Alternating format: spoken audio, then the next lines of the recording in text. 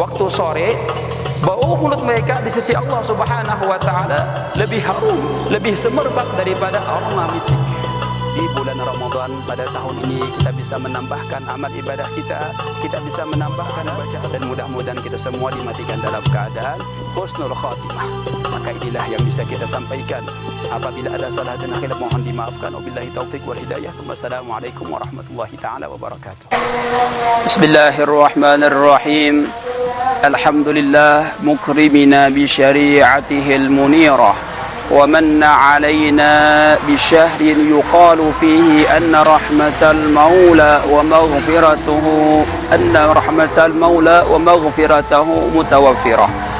اللهم صل وسلم على سيدنا محمد مفتاح باب رحمة الله عدد ما في علم الله صلاة وسلاما دائمين بدوام ملك الله وعلى آله وأصحابه وإخوانه وذريته وأحبابه ومن سلك على منهجه إلى يوم القيامة. أما بعد، قال الله سبحانه وتعالى في القرآن الكريم وهو أصدق القائلين: أعوذ بالله من الشيطان الرجيم. يا أيها الذين آمنوا كتب عليكم الصيام كما كتب على الذين من قبلكم لعلكم تتقون. وقال تعالى: وكلوا واشربوا حتى يتبين لكم الخيط الأبيض من الخيط الأسود من الفجر. وقد روى الإمام الترمذي عن زيد بن خالد الجهني رضي الله عنه قال النبي صلى الله عليه وآله وصحبه وسلم: من فطر صائما كان له مثل أجره من غير أن ينقص من أجورهم شيئا. صدق الله العظيم وصدق رسوله النبي الكريم ونحن على ذلك من الشاهدين والشاكرين. سبحانك لا علم لنا إلا ما علمتنا إنك أنت العليم الحكيم. وتب علينا إنك أنت التواب الرحيم. ولا حول ولا قوة إلا بالله العلي العظيم. ربي اشرح لي صدري ويسر لي أمري واحلل عقدة من لساني يفقه قولي بجاه النبي والصحبه والآل. Dalam kesempatan ini, marilah kita panjatkan puji syukur kita kepada Allah Subhanahu wa taala yang telah memberikan karunia, anugerah dan pula taufik hidayah serta inayahnya sehingga kita dapat menghirup udara bulan Ramadan untuk meningkatkan keimanan dan ketakwaan kita kepada Allah Subhanahu wa taala sesuai dengan perintah Allah Subhanahu wa taala. Kutiba alaikumus syiyam la'allakum kama kutiba 'alal ladzina min qablikum la'allakum tattaqun. Bahwa Allah taala memfardukan kepada kita agar kita berpuasa, agar tujuan utama dalam berpuasa menambah keimanan dan ketakwaan kita kepada Allah Subhanahu wa taala. Para pemirsa yang dirahmati oleh Allah Subhanahu wa taala, para pecinta ilmu agama yang dimuliakan oleh Allah Subhanahu wa taala, telah kita pelajari pelajaran yang telah lalu kemarin bahwa agar kita diperintahkan oleh Al-Habib Ahmad bin Zain Al-Habsyi untuk mencari makanan yang halal ketika berbuka puasa, agar berbuka puasa makan tidak terlalu banyak untuk meringankan badan kita dan mempermudah kita dalam beribadah kepada Allah Subhanahu wa taala.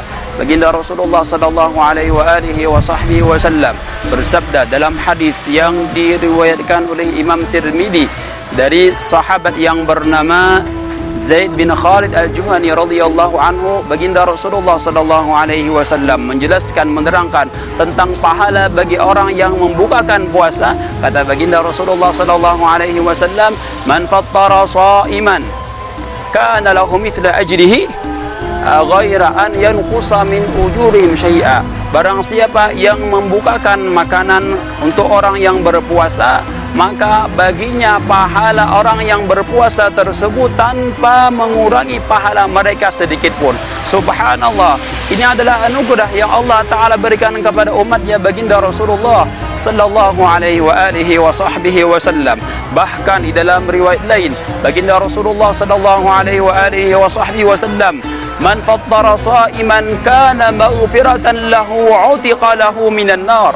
Barang siapa yang membukakan puasa, yang memberikan makanan kepada orang yang berpuasa, sekalipun kata dalam riwayat lain 1 biji tamar atau 1 tegokan air, maka hadiah atau anugerah yang Allah berikan kepada orang tersebut akan diampuni segala dosa-dosanya dan dibebaskan dari belenggu api neraka. Oleh karena demikian itu, marilah kita setidaknya untuk bisa berkhidmah dan memberikan makanan sarana kepada orang yang berbuka puasa. Dalam riwayat lain lagi, orang yang berbuka puasa itu kata baginda Rasulullah sallallahu alaihi wasallam, ketika dia berbuka puasa, da'watun ma turab.